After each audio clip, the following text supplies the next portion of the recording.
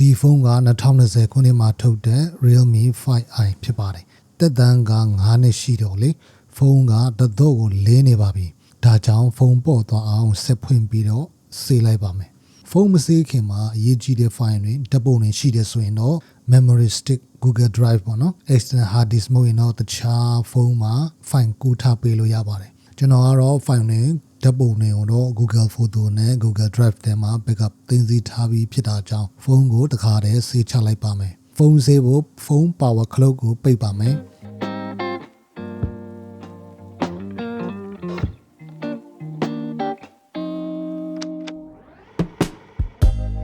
ဖုန်း power ပိတ်ပြီးသွားပြီဆိုရင်တော့ power clock ရဲ့ volume အတူအကျယ် clock မှာ minus out clock ကိုပြိုင်သူနှိပ်ပေးရပါမယ်ဖုန်းလိုကိုတက်လာတဲ့အထိနှိပ်ပေးဖို့လိုအပ်ပါတယ်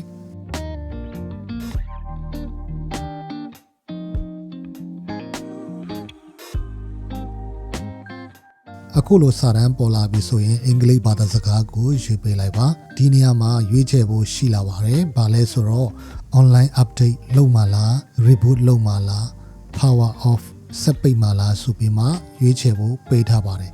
ဒီပေးထားချက်ထဲမှာကျွန်တော်တို့ရွေးချယ်ဖို့က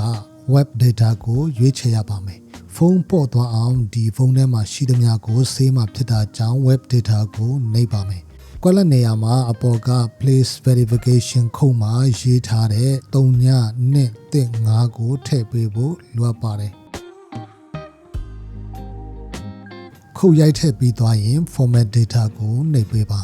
ဖုန်းထဲမှာရှိသမျှ data ရင်ပြတ်သွားမှာဖြစ်ကြောင်းပေါ့နော်သတိပေးစာတမ်းပြပေးထားတာဖြစ်ပါတယ်ကိုယ့်ဘက်က data မှန်သမျှဖြစ်ပြီးတော့ဖုန်းစေးဖို့သေချာပြီဆိုရင်အနေအောင်နဲ့ရေးပြထားတဲ့ format ကိုနှိပ်ပေးရပါမယ်အခုဆိုရင်တော့ဖုန်းစေးနေပါပြီခဏလေးစောင့်ပေးဖို့လိုအပ်ပါတယ်အဲ့မှာရေးထားတာရှိပါတယ် do not perform any other operation ဆိုတာကတော့ဖုန်းစေးနေတဲ့အချိန်မှာတခြားလုပ်ဆောင်ချက်တွေမပြုလုပ်မိဖို့တတိပေးထားတာဖြစ်ပါတယ်ဖုန်းစေးနေတဲ့အချိန်မှာဖုန်းစေးခြင်းရဲ့အဓိပ္ပာယ်ကိုရှင်းပြပေးပါမယ်တချို့က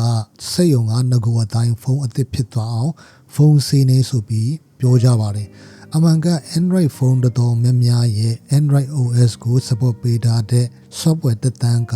နှစ်ဝန်းကျင်လောက်ပဲအရင်အားရှိပါတယ်ချွင်းချက်နေနဲ့အခုနောက်ပိုင်း Google Pixel ဖုန်းမှာဆိုရင်တော့9နှစ်ဝန်းကျင်ပေါ့နော်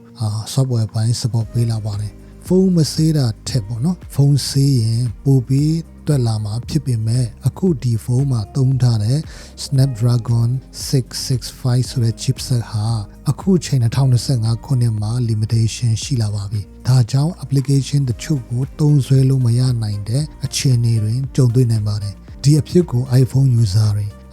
iPhone 6 iPhone 7 user သမားတွေလည်းပေါ့နော် iOS version ကြောင့် application တချို့သုံးစွဲခွင့်လက်လွတ်ကြရပါတယ်ဒါပေမဲ့ Facebook သုံးစွဲလို့ရနေအောင်မယ်ဖုန်းကင်မရာသုံးစွဲလို့ရပါသေးတယ်ပြီးတော့ဖုန်းကော်ဆိုမှုကလည်းရပါသေးတယ်တချို့ဖုန်းအဟောင်းတွေမှာ YouTube application download ဆွဲခွင့်မရနိုင်တဲ့အခြေအနေမှာပေါ့နော်ကျွန်တော်တို့ဘက်က browser ကနေကြည့်ရှုနိုင်ပါသေးတယ်ကဲအခု web successful ဖြစ်သွားပြီဆိုရင်တော့ okay နှိပ်ပြီးရင်ဖုန်း logo ပြန်တက်လာပြီးတော့အခုဆိုရင်ဖုန်းစေးတာအောင်မြင်သွားပါပြီဒီဖုန်းမှာကသုံးထားတဲ့ Snapdragon 665က power ဇာတ်တက်တာတယ်ကျွန်တော်ဆိုတန်မှန်သုံးစွဲတာထက်ဒီဖုန်းလေးနဲ့ video edit ပါတယ်ကြော်ညာ logo design တွေကိုဒီဖုန်းနဲ့ design ဆွဲပါသေးတယ်ဒါကြောင့်အခုဒီဖုန်းစပေါ်သွားအောင်စေးပြီးသွားပြီဆိုတော့အမတ်တရအနေနဲ့ကျွန်တော်တင်စီသွားပါမယ်